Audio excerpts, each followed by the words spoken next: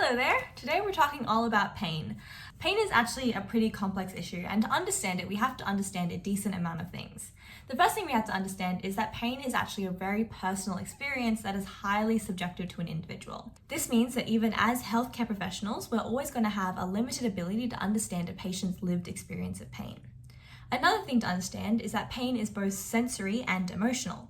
So in treatment, we have to consider the psychological and social factors when it comes to pain management, as well as just the physical. The final thing you have to understand about pain is that not all pain is a result of tissue damage. Especially in the case of chronic pain, there is actually no tissue damage. Instead, the experience of pain itself is the disease, rather than the pain being a symptom of a deeper issue. Most of our pain response is managed by the somatosensory nervous system. This is a nervous system that is made of primary sensory afferents, the spinal cord, and the pain centers in the brain. There are 3 types of pain, and they're defined by how they interact with the somatosensory system. In many cases, patients will not be experiencing just one type of pain. They may be experiencing even all 3 of these types of pain. The first type of pain is nociceptive pain.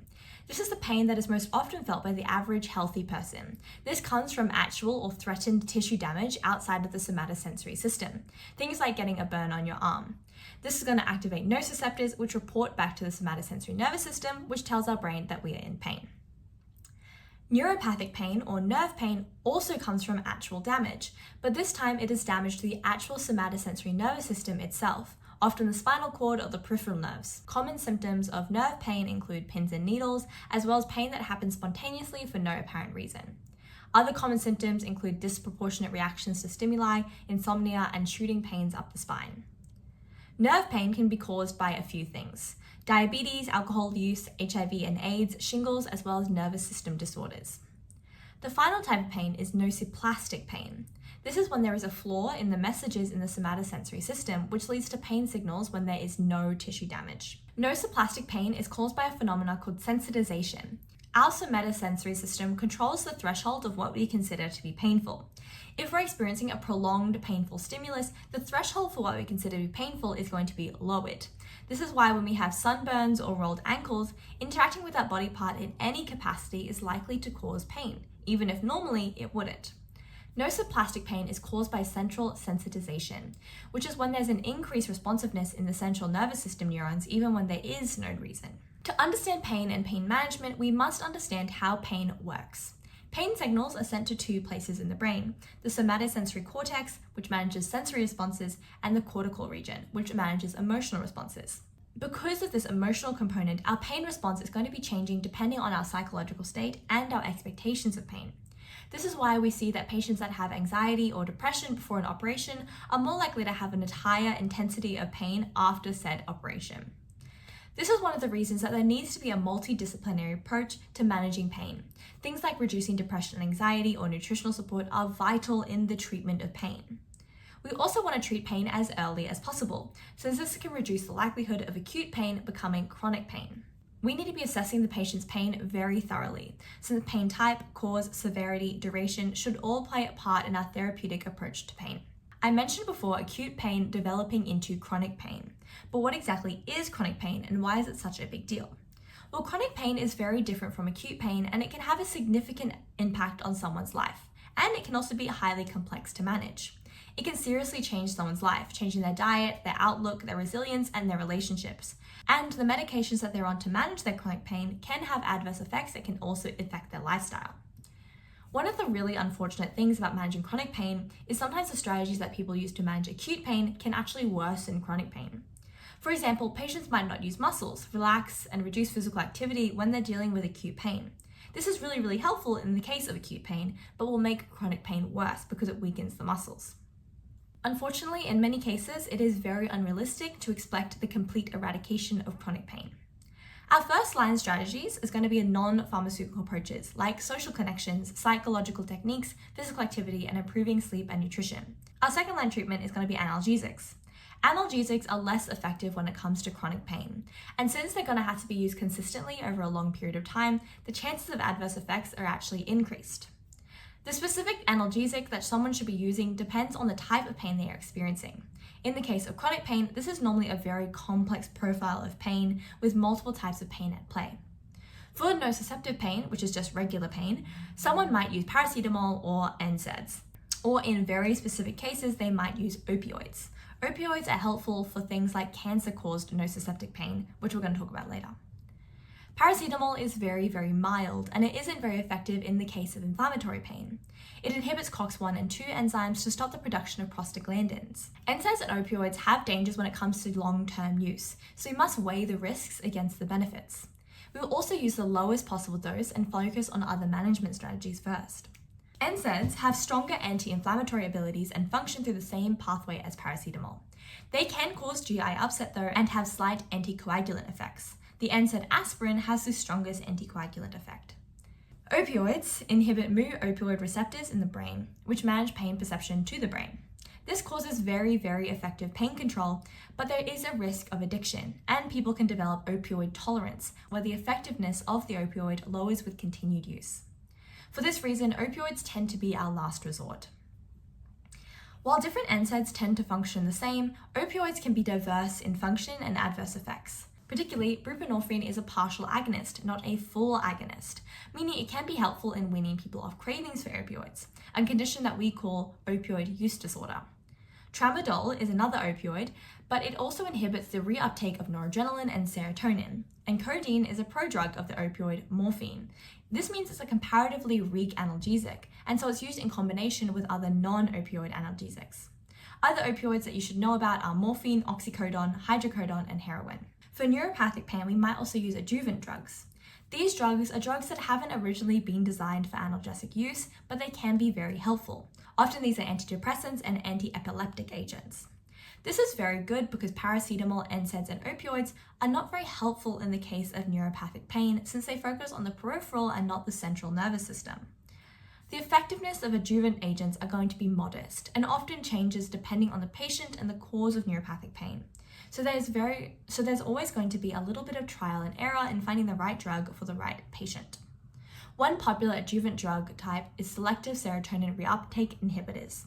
These are primarily antidepressants. When these inhibitors prevent the reuptake of serotonin from the synaptic gap, they keep serotonin in there to continue to activate serotonin receptors. Sticking to one opioid for the entire treatment isn't always ideal, and patients often opioid switch.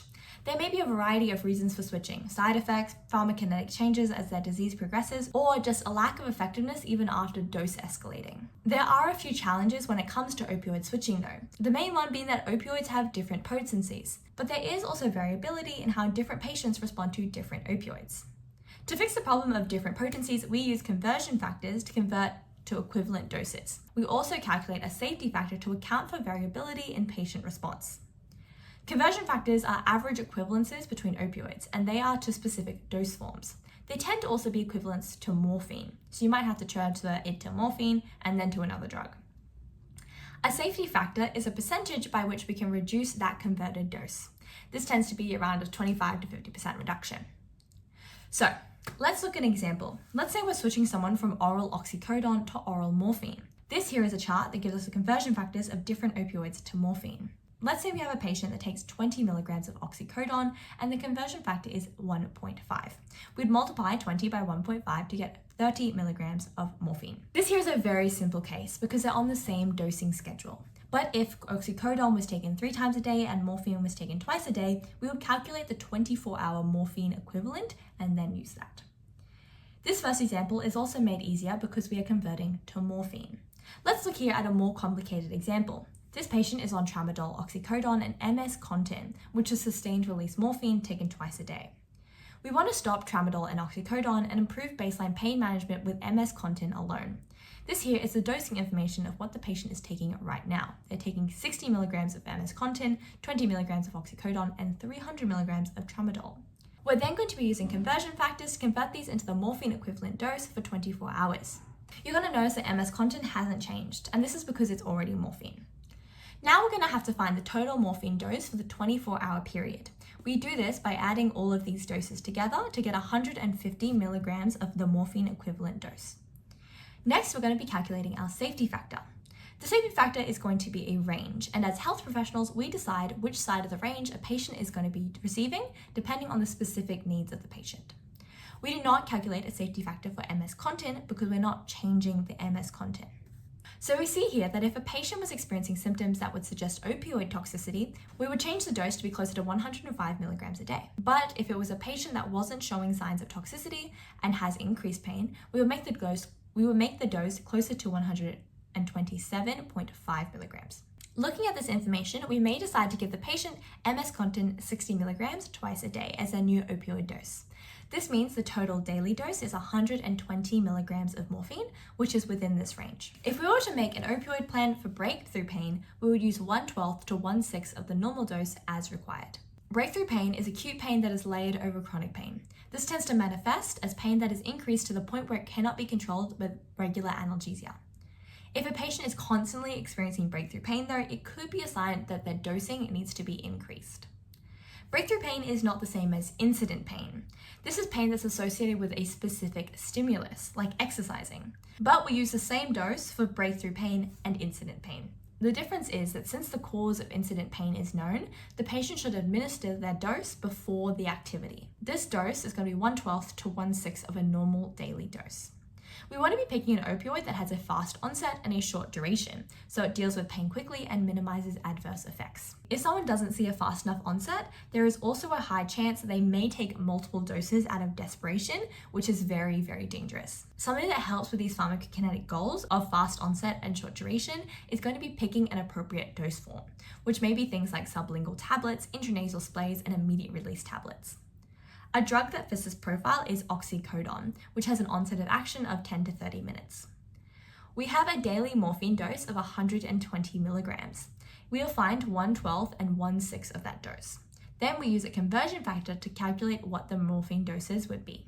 We see here, after these calculations were done, that the breakthrough dose range is going to be 15 milligrams to 30 milligrams. We don't need to be applying safety factors to breakthrough doses since the range already has enough wiggle room, and if a patient is sensitive to a certain drug, we can simply go to the lower end of the range.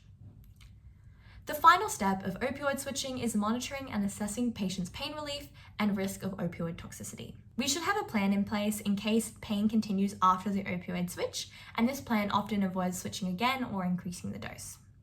We want to be specifically monitoring the type, severity, location, and time of the pain experienced. We want to know if it's incidence pain associated with particular activities or if there's more pain towards the end of the dosing period. We should also be monitoring for side effects, particularly for drowsiness, which is an early indicator of opioid toxicity. There are a few complementary medicines that people use for pain. It's important when talking about complementary medicines that we use evidence and not anecdotes to make recommendations. There are 5 complementary medicines that we're going to briefly discuss. Turmeric is a spice used in Chinese and Indian medicine. The main active ingredient is curcumin, which inhibits COX-2, prostaglandins, leukotrienes, and other cytokines that are involved in the pro-inflammatory signaling pathways. In humans, it is actually possibly effective at reducing inflammation. The main problem with turmeric, though, is that curcumin is not very bioavailable, but we can design our supplements to be more bioavailable. Turmeric is not safe in pregnancy at medicinal doses, meaning that cooking is fine, but not in supplements. Glucosamine is a glucose with an attached amine group that is produced naturally by the body and used in the synthesis of joint tissue. Glucosamine is a glucose with an attached amine group that is produced naturally by the body and used in the synthesis of joint tissue. This makes it likely effective in the treatment of joint pain. To make supplements, we extract glucosamine from shellfish exoskeletons, meaning that people who have a shellfish allergy should not take glucosamine. People who take warfarin, which is an anticoagulant drug, should also be not taking the supplement since it leads to bruising and bleeding, and people with severe glaucoma should avoid it because it can increase the pressure of the eye. PEA is a fatty acid that is produced by the body in response to stress and inflammation. The bioavailability of this is very low in the diet, where it's found in milk, egg yolks, and beans. So we have to chemically modify it so it can be in supplements. It's possibly effective.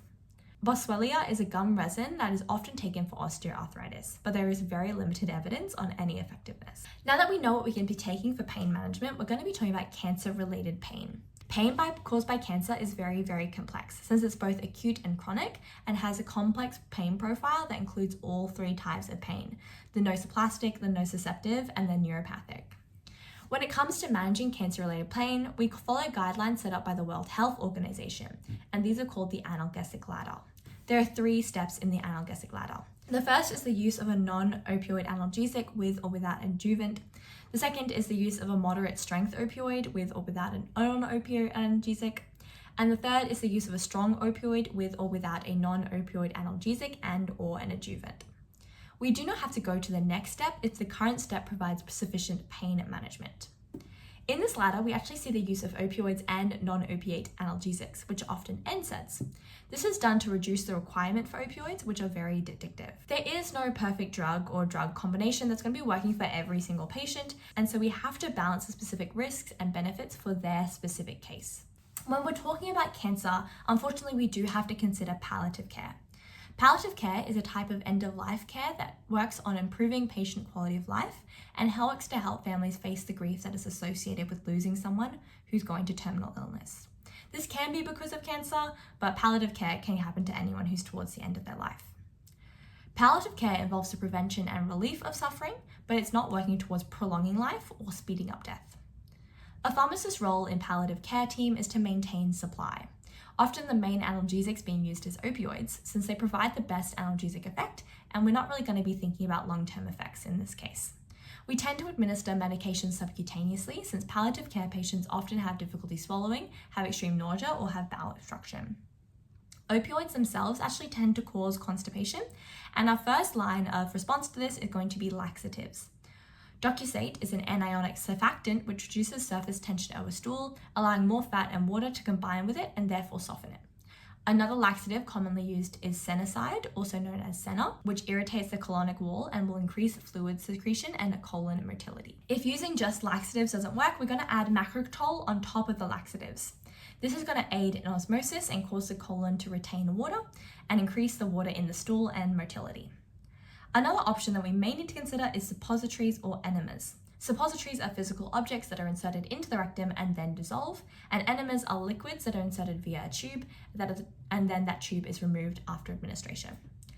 Glycerol or glycerin suppositories draw water into the intestines, and macrolax enemas are a combination of electrolytes that increase the water content of the colon.